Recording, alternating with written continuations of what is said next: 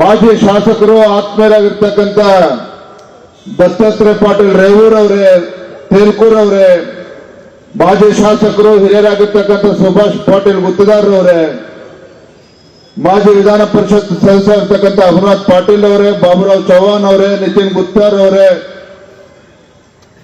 ರಾಜ್ಯದ ಕಾರ್ಯದರ್ಶಿಗಳಾಗಿರ್ತಕ್ಕಂಥ ಶರಣು ತಳ್ಳಿಕೆರೆ ಅವರೇ, ಮಣಿಕಂಠ ರಾಠೋಡ್ ಅವರೇ, ವೇದಿಕೆ ಮೇಲೆ ಆಸೀನರಾಗಿರ್ತಕ್ಕಂಥ ಶ್ರೀಮತಿ ಚಂದಮ್ಮ ಪಾಟೀಲ್ ಅವರೇ, ಭಾಗೀರಥಿ ಅವರೇ, ಶೋಭಾ ಬಾಗೇವಾಡಿ ಅವರೇ, ವೇದಿಕೆ ಮೇಲೆ ಆಸೀನರಾಗಿರ್ತಕ್ಕಂಥ ಎಲ್ಲ ಪಕ್ಷದ ಹಿರಿಯ ಮುಖಂಡರೇ, ಮಾಜಿ ಸಚಿವರಾಗಿರ್ತಕ್ಕಂಥ ನಿರಾಣಿ ಅವರು ಕೂಡ ಇದ್ದಾರೆ, ವೇದಿಕೆ ಮೇಲೆ ಇರ್ತಕ್ಕಂಥ ಎಲ್ಲ ಗಣ್ಯರೇ, ವೇದಿಕೆ ಮುಂಭಾಗದಲ್ಲಿ ಆಸೀನರಾಗಿರ್ತಕ್ಕಂಥ ಎಲ್ಲ ರೈತ ಬಾಂಧವರೇ, ಕಾರ್ಯಕರ್ತ ಬಂಧುಗಳೇ, ಪತ್ರಿಕಾ ಹಾಗೂ ಮಾಧ್ಯಮದ ಸ್ನೇಹಿತರೇ, ಶ್ರದ್ಧೆಯ ತಾಯಂದಿರೇ, ಕಳೆದ ಒಂದೂವರೆ ತಿಂಗಳುಗಳಿಂದ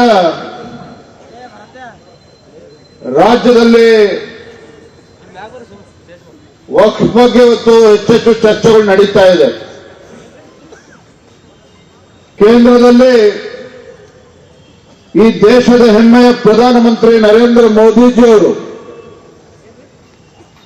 ವಕ್ಫ್ ಬೋರ್ಡ್ ನೆಪದಲ್ಲಿ ದೇಶದಲ್ಲಿ ಯಾವುದೇ ರೈತರಿಗೆ ಅನ್ಯಾಯ ಆಗಬಾರದು, ಯಾವ ಮಠಮಾನ್ಯಗಳ ಜಮೀನುಗಳನ್ನು ಕೂಡ ಕಿತ್ಕೊಳ್ತಕ್ಕಂಥ ಕೆಲಸ ಆಗಬಾರದು,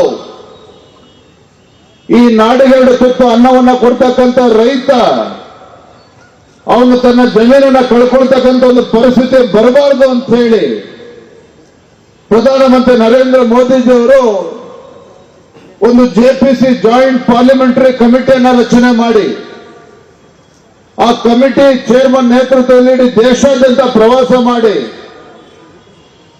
ಸಮಗ್ರವಾಗಿ ಚರ್ಚೆನ ನಡೆಸಿ ತದನಂತರದಲ್ಲಿ ಪಾರ್ಲಿಮೆಂಟ್ ಅಲ್ಲಿ ಈ ವಕ್ಫ್ ಕಾಯ್ದೆಯನ್ನ ತಿದ್ದುಪಡಿ ತರಬೇಕು ಅನ್ನುವ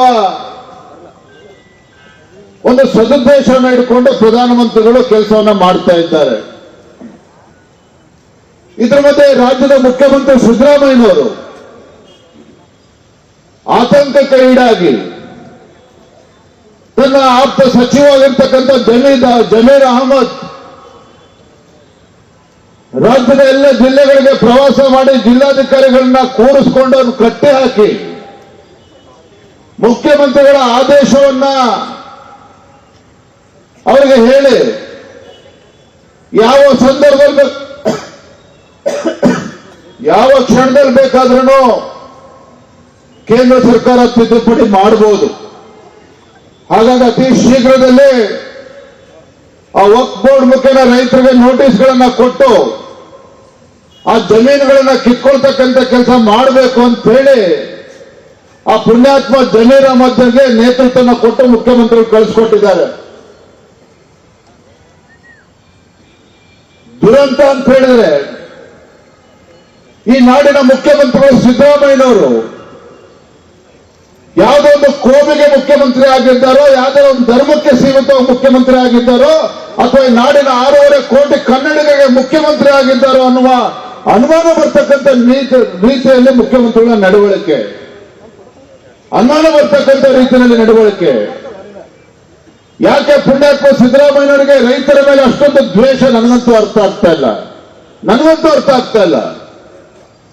ಯಾಕೆ ಹಿಂದೂಗಳ ಬಗ್ಗೆ ಅಷ್ಟೊಂದು ಆಕ್ರೋಶ ಅನ್ನೋದು ಕೂಡ ನನಗೆ ಅರ್ಥ ಆಗ್ತಾ ಇಲ್ಲ. ಯಾಕೆ ಸಿದ್ದರಾಮಯ್ಯನವರೇ 136 ಶಾಸಕರೊಂದಿಗೆ ರಾಜ್ಯದಲ್ಲಿ ಮುಖ್ಯಮಂತ್ರಿಯಾಗಿ ಆಡಳಿತ ನಡೆಸ್ತಾ ಇದ್ದೇನೆ ಅಂತ ಹೇಳಿದ್ರೆ ಹಿಂದೂಗಳು ಯಾರು ನಿಮಗೆ ಓಟನ್ನು ಹಾಕ್ಲಿಲ್ವಾ? ರೈತರು ನಿಮ್ಗೆ ಯಾರು ಮತವನ್ನು ನೀಡಲಿಲ್ವಾ?